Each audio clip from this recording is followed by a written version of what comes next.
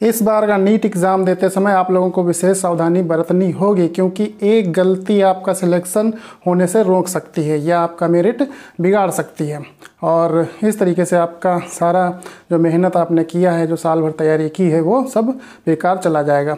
इसलिए बहुत ही ज़रूरी है इस चीज़ को समझना कि क्या इस बार आपको ध्यान में रखना है पेपर देते समय। तो देखिए होता क्या है कि जब पेपर आप दे रहे होंगे तो हर सब्जेक्ट के 2 सेक्शन होंगे, सेक्शन ए और बी। ठीक है, सेक्शन ए में 35 क्वेश्चंस होंगे और सेक्शन बी में 15 क्वेश्चंस होंगे। ठीक, ये जो 35 क्वेश्चंस हैं ये कंपलसरी हैं, मतलब सभी करने हैं। सेक्शन बी में जो 15 क्वेश्चंस हैं इसमें से आपको 10 ही करने हैं, यानी टोटल 50 क्वेश्चंस होंगे और उसमें से आपको 45 क्वेश्चंस करने होंगे। और ये हर एक सब्जेक्ट में ऐसा ही होगा, चाहे वो बॉटनी हो, चाहे वो जूलॉजी हो, या केमिस्ट्री हो, या फिजिक्स हो। ठीक है, फिर इसके बाद क्या है कि अगर एक क्वेश्चन आपने किया वो सही है तो इसके 4 मार्क्स मिलेंगे, और अगर कोई क्वेश्चन आप गलत करते हैं, ठीक, तो उसका -1 मार्क जो होगा डिडक्ट होगा। ठीक है, यानी निगेटिव मार्किंग है। ठीक, तो इतना तो सब आपको को पता है, लेकिन जो इसमें मेन चीज़ है इस बार वो क्या है, ठीक, वो ये है कि जैसे मान लिया कि कोई क्वेश्चन है और उसमें 4 ऑप्शंस हैं, करना तो कोई आपको एक ही है, लेकिन मान लिया कि वो दोनों ऑप्शन सही हैं। ठीक, और अगर आपने कोई एक उसमें से सेलेक्ट, तो आपको एक करना है, आपने इसमें से कोई भी एक कर दिया, ठीक है, तो आपको पूरे मार्क्स मिलेंगे। ठीक, ये रहा।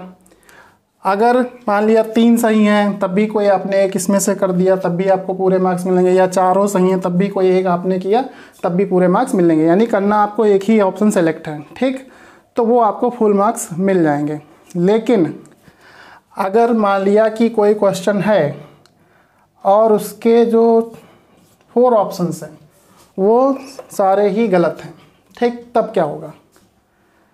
वो क्वेश्चन जो है उसके 4 ऑप्शन है, उसमें से कोई आपको एक सिलेक्ट करना है, लेकिन वो चारों ही ऑप्शंस गलत हैं, तो क्या होगा कि कुछ लोग छोड़ देंगे, ठीक, नहीं करेंगे, या कुछ लोग करेंगे।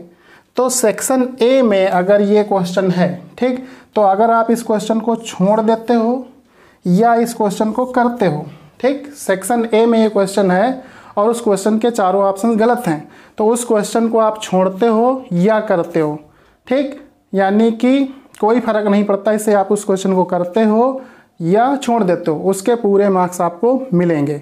लेकिन सेक्शन बी में ध्यान रखना पड़ेगा कि जो सेक्शन बी में है इसमें 15 में से 10 क्वेश्चंस करने हैं। ठीक, तो यहाँ पर क्या है कि अगर कोई क्वेश्चन है और उसमें 4 ऑप्शंस हैं, वो चारों ऑप्शंस गलत हैं, ठीक, और तब क्या होगा कि जो इसको छोड़ देगा, ठीक है, तो उसको नंबर इसमें नहीं मिलेंगे, और जो करेगा उसको 4 मार्क्स इसमें मिल जाएंगे। यानी अटेम्प्ट करना ज़रूरी है। अगर ये क्वेश्चन गलत है, ठीक है, तो जो छोड़ देगा उसको तो कोई मार्क्स नहीं मिलेगा इसमें, लेकिन जो अटेम्प्ट करेगा उसको 4 मार्क्स मिलेंगे। यानी सेक्शन बी में वो क्वेश्चन को अटेम्प्ट करना ज़रूरी है, और सेक्शन ए में उस क्वेश्चन को अटेम्प्ट करना ज़रूरी नहीं है। आप अटेम्प्ट करिए या ना करिए, उसके 4 मार्क्स आपको मिलेंगे। ठीक, तो इन चीज़ों का बहुत ही ध्यान रखिएगा कि ये जो मार्किंग स्कीम है इस बार रिवाइज्ड हुई है, ठीक, इसको अच्छे से समझ लीजिए और पेपर देते समय इस चीज़ का बहुत ही ध्यान रखिए। तो उम्मीद करता हूँ ये आपके लिए काफ़ी हेल्पफुल रहेगा। ठीक है, तो इस चीज़ को ध्यान में रखना बहुत ज़रूरी है।